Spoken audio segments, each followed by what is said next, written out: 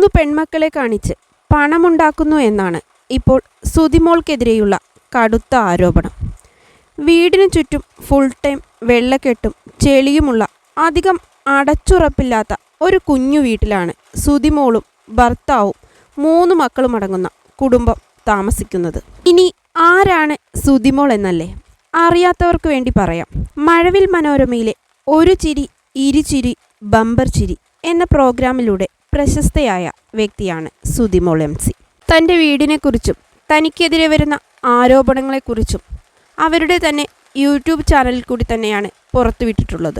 വളരെയധികം വിഷമത്തോടെയാണ് അവരിക്കാര്യം പറയുന്നത്. മക്കളെ വെച്ച് പണമുണ്ടാക്കുന്നു എന്നൊന്നും ആരും പറയരുത്. എൻ്റെ മക്കളെ വെറുതെ വിടൂ, അവരെന്തു പിഴച്ചു എന്നാണ് അവരെ നെഗറ്റീവ് കമൻ്റ് ഇടുന്ന ആളുകളോട് ചോദിക്കുന്നത്. ഒരു വല്ലാത്ത അവസ്ഥയിലാണ് അവരിക്കാര്യം തുറന്നു പറഞ്ഞത്. കരഞ്ഞില്ല എന്ന് മാത്രമേ ഉള്ളൂ. പക്ഷേ അവരുടെ പെരുമാറ്റമൊക്കെ കണ്ടാൽ വളരെയധികം വിഷമത്തോടെ തന്നെയാണ് അവരിക്കാര്യം പറയുന്നത്. മക്കളെ കാണിച്ച് ജീവിക്കുക എന്നൊക്കെ ഒരമ്മ കേൾക്കേണ്ടി വരുന്ന അവസ്ഥയൊന്ന് ചിന്തിച്ചു നോക്കൂ.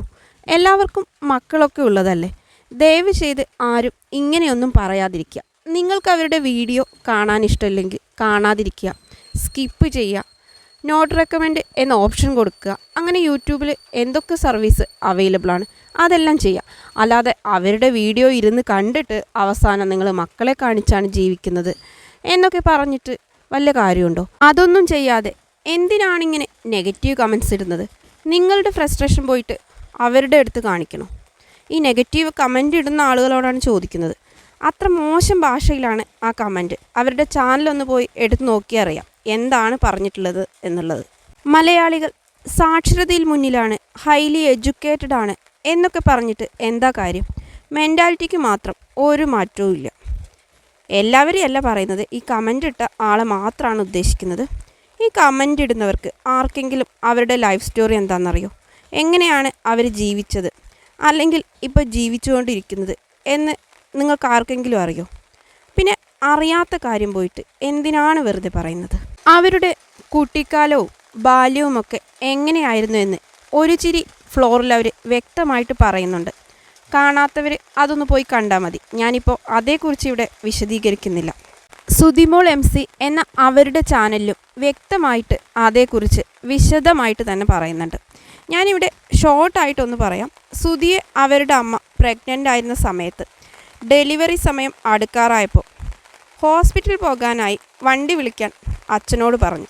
വണ്ടി വിളിക്കാൻ പോയിട്ടുള്ള അച്ഛൻ സുതിയുടെ മകൾക്ക് 14 വയസ്സായിട്ടും ഇതുവരെ തിരിച്ചു വന്നിട്ടില്ല എന്നാണ് സുതി മഴവിൽ മനോരമയിലെ ഫ്ലോറിൽ പറഞ്ഞിട്ടുള്ളത്. അതുകൊണ്ട് തന്നെ ഡെലിവറിക്ക് ശേഷം അവരുടെ അമ്മ ഒരുപാട് കഷ്ടപ്പെട്ടാണ് അവരെ വളർത്തിയത്.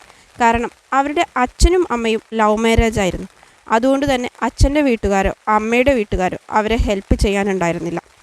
സുതിയുടെ അമ്മ തന്നെയാണ് ഡെലിവറിക്ക് ശേഷം അവരെ കോട്ടയം മെഡിക്കൽ കോളേജ് വരാന്തയിലിരുന്ന് തെണ്ടിയാണ് വളർത്തിയത് എന്നാണ് സുതി പറയുന്നത്. അതായത് അവിടെ ഒരു പാവിരിച്ചിട്ട് ഇരിക്കും. ആ സമയത്ത് അതിൽ പോകുന്ന ആളുകൾ ക്യാഷ് ഇട്ട് കൊടുക്കുക. പിന്നെ ഹോട്ടലിൽ ആളുകൾ കഴിച്ചതിൻ്റെ ബാക്കി ഫുഡ് ചോദിച്ച് വാങ്ങിയിട്ട് കഴിക്കുക. അങ്ങനെ ഒരുപാട് കഷ്ടപ്പെട്ടിട്ടാണ് താൻ വളർന്നിട്ടുള്ളതെന്ന് സുതി പറയുന്നുണ്ട്. അങ്ങനെ ഒത്തിരി കഷ്ടപ്പെട്ടിട്ടുള്ള ഒരു വ്യക്തിക്കാണ് ഒരു വേദി കിട്ടിയിട്ടുള്ളത്, ഒരു ചിരി ബമ്പർ ചിരി. അതിലൂടെയാണ് സുതിയെ നമുക്കെല്ലാവർക്കും അറിയുന്നത്.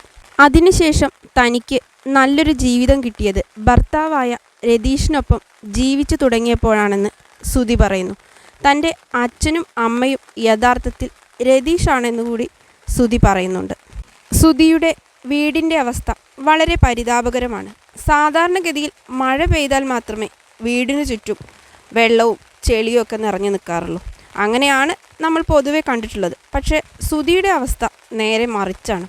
മഴ പെയ്താലും ഇല്ലെങ്കിലുമൊക്കെ വീടിന് ചുറ്റും എപ്പോഴും വെള്ളം തളം കെട്ടി നിൽക്കുക. അതുപോലെ തന്നെ നിറയെ ചെളി. അങ്ങോട്ട് വാഹനങ്ങളൊന്നും വരത്തില്ല. കാരണം അവിടെ റോഡ് സൗകര്യമില്ല. കിലോമീറ്ററുകൾക്കപ്പുറമാണ് മെയിൻ റോഡൊക്കെ കിടക്കുന്നത്. അങ്ങനെ ഒരുപാട് ബുദ്ധിമുട്ടിയാണ് അവർ താമസിക്കുന്നതും ജീവിക്കുന്നതും ഇപ്പോൾ വളർന്നു വരുന്നതുമെല്ലാം. അപ്പോഴാണ് അവർക്ക് ചെറിയൊരു നെഗറ്റീവ് കമൻ്റ് ആണെന്ന് കമൻ്റ് ഇടുന്ന ആളുകൾക്ക് തോന്നുമെങ്കിലും അത് അനുഭവിക്കുന്ന ആൾക്ക് ഒരിക്കലും അങ്ങനെ ആവില്ലല്ലോ. അവർ കഷ്ടപ്പെട്ട് തന്നെയാണ് ജീവിക്കുന്നത്. അവർ ചെയ്തിട്ടുള്ളത് എന്താണെന്ന് വെച്ചാൽ അവർക്കിപ്പോൾ നല്ലൊരു വീടില്ല. അപ്പം 3 മക്കളാണുള്ളത്. അപ്പോൾ അവർക്ക് അടച്ചുറപ്പുള്ളൊരു വീട് വേണം. സുധിയുടെ വീടും ചുറ്റുപാടുമൊക്കെ യൂട്യൂബിലൂടെ ഷെയർ ചെയ്തപ്പോൾ അവരെ നല്ലൊരു സംഘടന സഹായിക്കാമെന്നേറ്റു. പക്ഷേ അവിടെയുള്ള പ്രോബ്ലം എന്താണെന്ന് വെച്ചാൽ അവർക്ക് സ്വന്തമായിട്ട് സ്ഥലമില്ല. അപ്പോൾ സ്ഥലം വാങ്ങാൻ വേണ്ടിയിട്ട് അവരൊന്ന് ഹെൽപ്പ് ആവശ്യപ്പെട്ടിട്ടുണ്ടായിരുന്നു. അതിൻ്റെ കൂടെ അവരുടെ അക്കൗണ്ട് നമ്പറും കൊടുത്തിട്ടുണ്ട്. അപ്പോൾ മുതലാണ് അവർക്കിങ്ങനെ നെഗറ്റീവ് കമൻറ്റ് വരാൻ തുടങ്ങിയിട്ടുള്ളത്. സുധി തന്നെ പറയുന്നുണ്ട്, താനിങ്ങനെ സഹായം അഭ്യർത്ഥിച്ച് നേരത്തെ വീഡിയോ ചെയ്യാതിരുന്നത് നെഗറ്റീവ് കമൻറ്റുമായി ആളുകൾ വരുമെന്നറിയാവുന്നത് കൊണ്ടാണ്. കാരണം കുട്ടിക്കാലം മുതലേ ഞങ്ങൾ മറ്റുള്ളവരുടെ സഹായവും അനുകമ്പയും തേടിയാണ് ജീവിച്ചിട്ടുള്ളത്. ഇനിയും അങ്ങനെ ജീവിക്കുകയാണെങ്കിൽ ആ തെണ്ടി ജീവിച്ചു എന്നുള്ളതിൽ നിന്ന് ഒരു മാറ്റമുണ്ടാവില്ല. അപ്പോൾ അതുകൊണ്ട് സ്വന്തമായിട്ട് അധ്വാനിച്ച് ജീവിക്കാമെന്ന് വിചാരിച്ചിട്ടുള്ളതാണ്. അപ്പോഴാണ് യൂട്യൂബ് ചാനൽ വീടും അതിൻ്റെ ഉൾവശമൊക്കെ കാണിച്ച സമയത്ത് കുറേ പേര് സഹായവുമായി ഇങ്ങോട്ട് വന്നിട്ടുള്ളത്. അത് പ്രകാരമാണ് താൻ ഈ വീഡിയോ ചെയ്തിട്ടുള്ളതെന്ന് അവർ മുൻകൂർ ജാമ്യത്തോടു കൂടി പറയുന്നുണ്ട്. എന്നിട്ടും അവർക്ക് ഒരുപാട് നെഗറ്റീവ് കമൻറ്റ്സ് ഇപ്പോൾ കേൾക്കേണ്ടി വരുന്നുണ്ട്. നെഗറ്റീവ് കമൻ്റ് ഇടുന്നവർ മറ്റുള്ളവരുടെ മാനസിക വിഷമം ഒന്ന് മനസ്സിലാക്കിയിട്ട് കമൻറ്റ് ചെയ്യുക. ഇന്ന് നിങ്ങൾ ചെയ്യുന്നതെല്ലാം കർമ്മയായി നാളെ നിങ്ങൾക്ക് തിരിച്ച് ലഭിക്കും. കർമ്മ റിയലാണ്. അത് ഒരു ബൂമറാങ് പോലെ തിരിച്ച് ലഭിക്കുക തന്നെ ചെയ്യും. നിങ്ങൾ സഹായിച്ചില്ലെങ്കിലും വേണ്ട, മറ്റുള്ളവരെ ആക്ഷേപിക്കാതിരിക്കുക. വീഡിയോയെക്കുറിച്ചുള്ള നിങ്ങളുടെ അഭിപ്രായങ്ങളും നിർദ്ദേശങ്ങളും താഴെ കമൻ്റായി അറിയിക്കുക. മറ്റൊരു ടോപ്പിക്കുമായി വീണ്ടും കാണുന്നതുവരേക്കും ഓക്കെ ബൈ. Thank you.